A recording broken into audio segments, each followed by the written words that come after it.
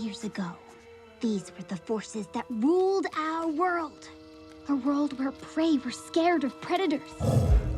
And predators had an uncontrollable biological urge to maim and maul and... Hi friends, how are you? Welcome back to another fun English learning session. ഇന്നത്തെ ക്ലാസ്സിൽ ഏറ്റവും exciting ആയ animation മൂവികളിലൊന്നായ സോട്ടോപ്പിയ ഉപയോഗിച്ച് English എങ്ങനെ പഠിക്കാം എന്ന് നോക്കാം. നമ്മൾ മൂവിയുടെ ഒരു ഭാഗം കേട്ടു നോക്കും, അതിലുള്ള വാക്കുകൾ മനസ്സിലാക്കും, ഗ്രാമർ റൂൾസ് പഠിക്കും, ഒടുവിൽ സംസാരിക്കാനും പ്രാക്ടീസ് ചെയ്യാം. റെഡിയാണോ? അപ്പോൾ നമുക്ക് തുടങ്ങാം. Thousands of years ago, these were the forces that ruled our world. A world where prey were scared of predators. And predators had an uncontrollable, biological urge to maim and maul. ഇനി നമുക്ക് ഓരോ വേർഡ്സിന്റെയും അർത്ഥവും അതിന്റെ ഉദാഹരണങ്ങളും നോക്കാം. Thousands ആയിരങ്ങൾ. Example, thousands of people attended the festival. ആയിരക്കണക്കിന് ആളുകൾ ഫെസ്റ്റിവലിൽ പങ്കെടുത്തു. Forces ശക്തികൾ. Example, the police are the force that protects the city. പോലീസാണ് നഗരത്തെ സംരക്ഷിക്കുന്ന ശക്തി. Ruled ഭരിച്ച. For example, the king ruled the country for 20 years. രാജാവ് 20 വർഷം രാജ്യം ഭരിച്ചു. Prey ഇര. For example, mice are the prey of cats. എലികൾ പൂച്ചകളുടെ ഇരയാണ്. Predators വേട്ടക്കാരന്മാർ. For example, lions are natural predators.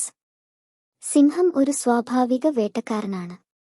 ഇനി നിങ്ങൾ ഓരോ വാക്കും എന്റെ കൂടെ ആവർത്തിച്ചു പറയാൻ ശ്രമിക്കൂ. Thousands, forces, ruled, prey, predators. പിന്നെ ഓരോ വാക്കും ഉപയോഗിച്ച് ഒരു വാക്യം ഉണ്ടാക്കി നിങ്ങൾ നിങ്ങളുടെ നോട്ട്ബുക്കിലോ അല്ലെങ്കിൽ കമന്റ്സിലോ രേഖപ്പെടുത്തുക.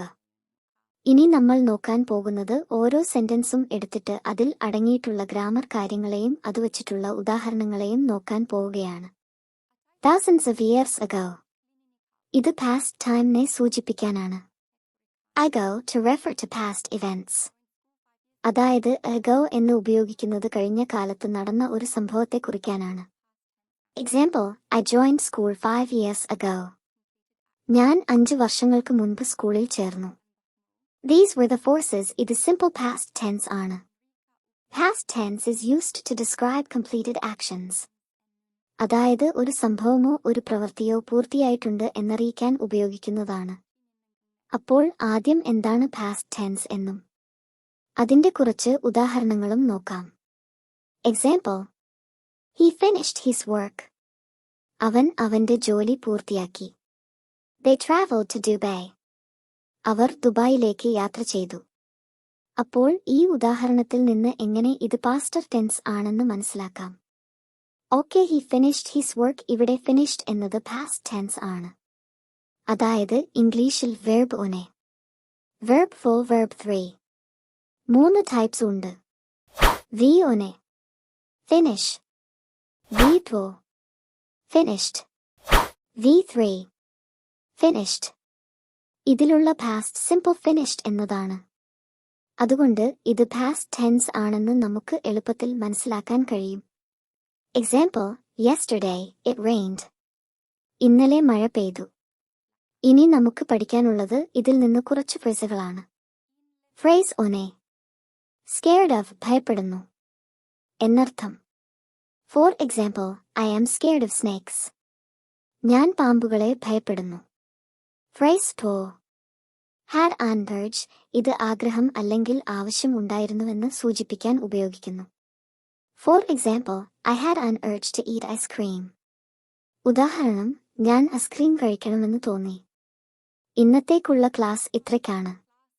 നിങ്ങൾക്ക് പ്രയോജനപ്പെടുമെന്ന് വിശ്വസിക്കുന്നു. മറക്കാതെ ലൈക്ക്, ഷെയർ, സബ്സ്ക്രൈബ് ചെയ്യൂ. Keep learning and keep smiling. Bye bye.